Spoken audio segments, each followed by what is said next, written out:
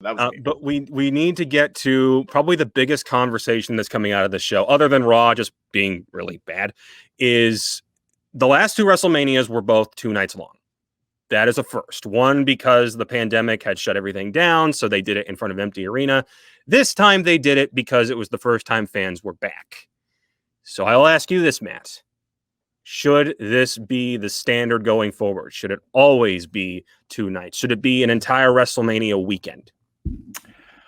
As much as this is a pain in the rear for me, because we have to cover this 2 nights. The workload is considerable, yes. As opposed to 1. I love this.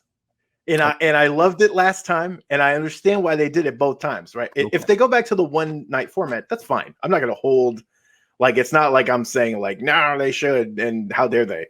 But I enjoy this. I think it actually lends, like, even though night 2 was significantly less than night 1, you're able to cover, you're able, 1, to give some matches more time. Like Cesaro Rollins gets time because it's spread out over 2 nights. If that's all in 1 night, I feel like that match gets gypped because you're fitting in a ton of matches. Now, granted, there have been plenty of examples of WrestleManias done on 1 night and they do it right and whatever. I'm not saying it can't be done. But what I'm saying is, in WWE's current format and with the amount of talent that are on this roster and trying to get so many into the show, I actually think 2 nights works better because you get, if you book it right, you get 2 great main events. So you walk off with a great feeling from both. And then you give us some matches that wouldn't have their time some extra breathing room. And I think that's actually good overall. So while it is a pain for me, I will say I actually like the 2 night format.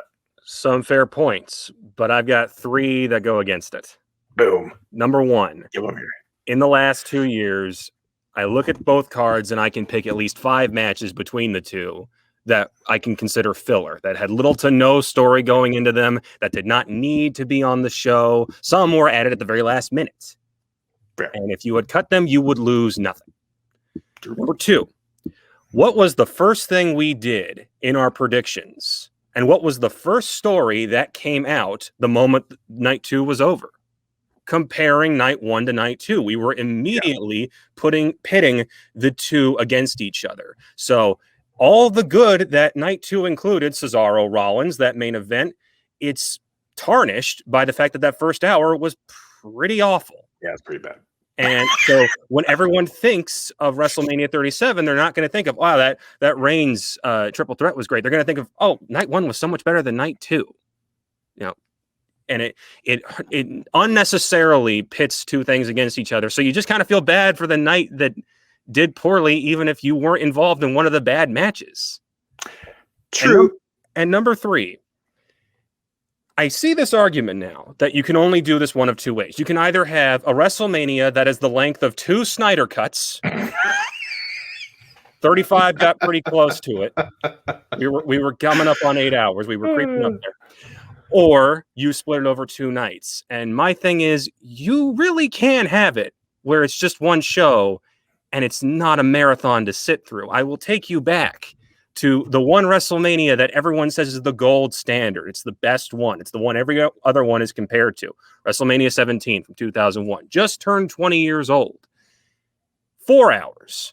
A 30-minute main event. One of the best tag team matches of all time. And plenty of people from every spot of the roster made some sort of appearance. It can be done. Sure. You just got to do it. You just got to make it work. Now, 2 things.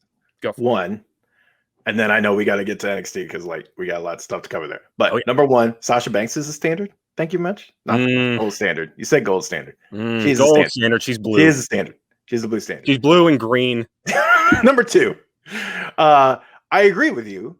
I will actually note there was a comment here about crowd fatigue, which is real. Like, that's 35 is a perfect example. That's a good show pretty much start to finish. It's just too bloody long. It's too long. Now, what I will say in response to the way people's memories work, I don't think 2 years from now anyone's talking about night 2 and night 1. That's not how especially wrestling fans. I will say that as a wrestling fan, when I think of WrestleManias and I think of things, I don't really think of them as like I think of them as all one big event. I don't really say, like, even last year's WrestleMania, I don't think of split in cards and stuff. It's all what were the best matches of the night, and those matches stick around in my brain.